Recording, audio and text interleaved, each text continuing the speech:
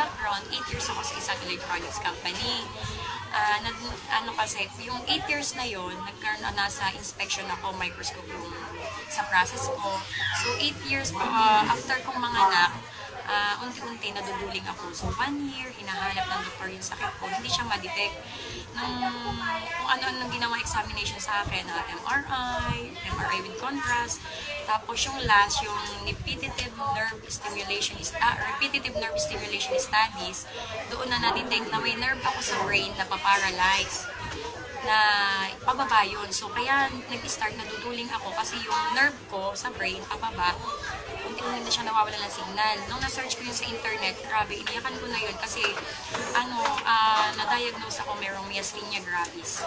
So, yung sakit na yun, malfunction ng nerve and muscle. Darating ang time, hindi lang yung mata ko maapektuhan, pati yung dila ko, hindi ko na maramdaman kung mainit o malamig yung kinakain ko. Kasunod nun, yung lalamunan ko, mangunguna ako, tapos hanggang sa umabot siya sa may thymus gland ko, yun yung pinakamahirap na part kasi yun na yung lagi na ako i-ICU. So, nung na-search ko yun, talagang naghanap na ako ng ibang alternative medicine. Buti na lang, forever thankful ako sa tao na nagdala sa amin ng Intra. Kasi kung hindi dahil sa kanya, hindi ko matatry yung product.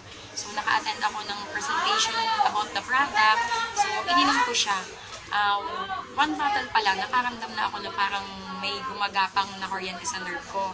So yun, tuloy-tuloy, sabi doon sa product workshop, 90 days na program na inuman, at saka mo malalaman yung talagang totally paggaling niya. Yun nga po, 3 months, after 3 months na nag-take ako ng product, yung doktor na mismo nagtanggal ng maintenance ko. So, ang maintenance ko po, Mestinon. Si Mestinon, pagka 3 times a day siya.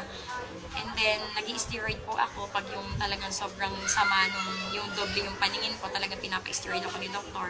Hindi lang siya ilang capsule, ilang tablet, kundi mag-i-start siya sa 7 tablet sa umaga, 7 sa gabi, hanggang kinabukasan 6, 5, 4, hanggang pababa siya, hanggang maging 1. And then, uulit-uli yun the other month.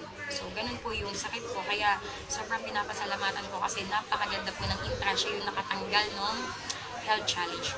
So, yun lang. Thank you.